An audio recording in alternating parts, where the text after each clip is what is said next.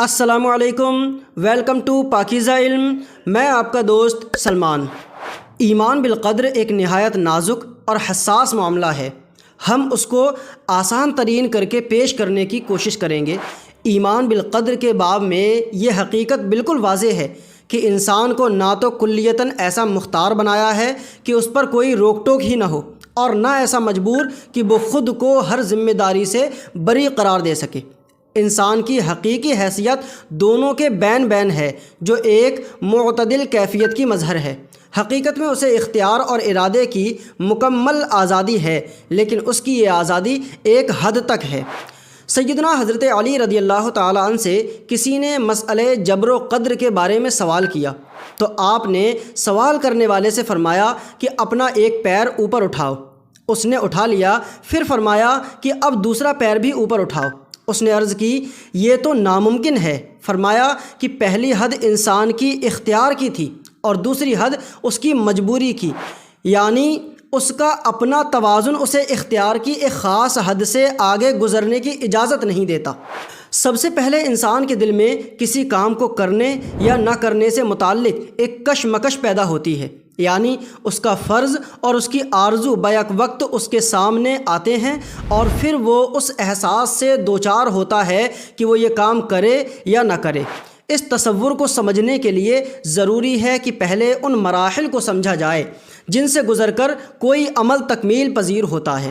یہاں یہ امر پیش نظر رہے کہ یہ احساس صرف شعوری اور اختیاری اعمال سے متعلق ہوتا ہے۔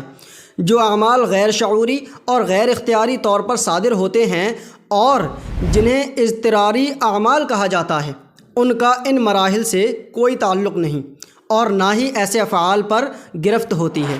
اس کی مثال یوں سمجھیے کہ اگر کوئی شخص آپ کی آنکھ میں سوئی چبھونا چاہے اور اس کے خوف سے آپ کی پلکیں اضطراری طور پر بند ہو جائیں تو یہ ایک اضطراری فعل ہے اور ایسا فعل قابل مواخذہ نہیں۔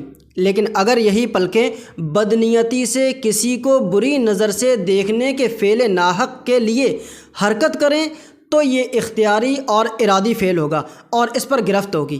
حرکت ایک ہی ہے، مگر ارادے اور نیت نے اسے کیا سے کیا بنا دیا۔ سب سے پہلے ذہن میں ایک کشمکشی پیدا ہوتی ہے۔ مثلا کسی کا مال دیکھ کر اسے ناجائز طور پر ہتھیانے کی خواہش پیدا ہوئی، اور دوسری طرف خدا کے حکم کا بھی خیال آ گیا۔ ابتدائی سوچ کے اس مرحلے کو کشمکش کا مرحلہ کہا جاتا ہے۔ اس کے بعد غور و خوض کا مرحلہ شروع ہو جاتا ہے۔ ذہن دونوں چیزوں کے ممکنہ نتائج یعنی فوائد اور نقصانات کا جائزہ لیتا ہے۔ وہ خدائی حکم پر بھی نظر ڈالتا ہے اور دنیاوی منافع پر بھی۔ اس طرح فعل کا یہ وجود کشمکش کے ابتدائی مرحلے سے گزر کر غور و خوض کے مرحلے میں داخل ہو جاتا ہے۔ کشمکش اور غور و خوض کے دونوں مرحلوں پر انسانی ذہن کسی کی مجبوری اور پابندی کا شکار نہیں ہوتا۔ یہ دونوں عمل ذہن اور شعور کی سطح پر آزادانہ طریقے سے واقع ہوتے ہیں۔ اس کے بعد اگلا مرحلہ ذہنی فیصلے کا ہوتا ہے۔ یہاں پہنچ کر انسان دو راستوں میں سے ایک راستے کا انتخاب کرتا ہے، اور پوری سوچ بچار کے بعد اسے یہ فیصلہ کرنا ہوتا ہے کہ وہ اچھائی کو اپنائے یا برائی کو، صحیح راستے پر گامزن ہو یا غلط راستے پر، اور فرض کی پیروی کرے یا خواہش نفس کی۔ اسی ذہنی فیصلے کو نیت بھی کہتے ہیں۔ اب جہاں تک انسان اپنے ذہنی عمل سے گزرتا ہے، آپ ٹھنڈے دل سے سوچ کر بتائیے کہ کیا ان تینوں مرحلوں میں کسی نے انسان کو مجبور کیا؟ کیا اس پر خواہش کو اختیار کرنے یا فرض کو پورا کرنے کے درمیان غور و خوض پر کسی طرف سے خارجی دباؤ پڑا؟ ہرگز نہیں۔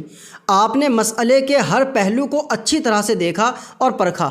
بے شک ایک کشمکش اور ذہنی تصادم کے مرحلے سے گزر کر سوچ بچار کے نتیجے میں ذہنی فیصلے کے مرحلے تک پہنچنے کے عمل میں انسان مکمل طور پر آزاد ہے۔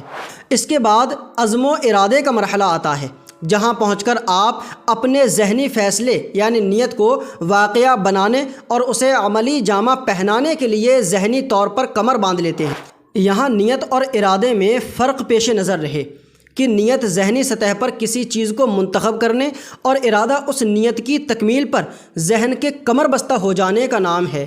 گویا ارادہ نیت کے انتخاب سے جنم لیتا ہے، نیت مقدم ہوتی ہے اور ارادہ مؤخر، لہٰذا ارادہ ہمیشہ نیت کے تابع ہوتا ہے۔ ایمان بالقدر پر طویل بحث ذہنی انتشار کا باعث بنے گی، بس اتنا جان لینا ہی کافی ہے کہ اللہ تعالیٰ نے بعض معاملوں میں انسان کو مجبور اور بعض معاملوں میں مختار بنایا ہے، اور وہی اچھی اور بری تقدیر کا خالق ہے۔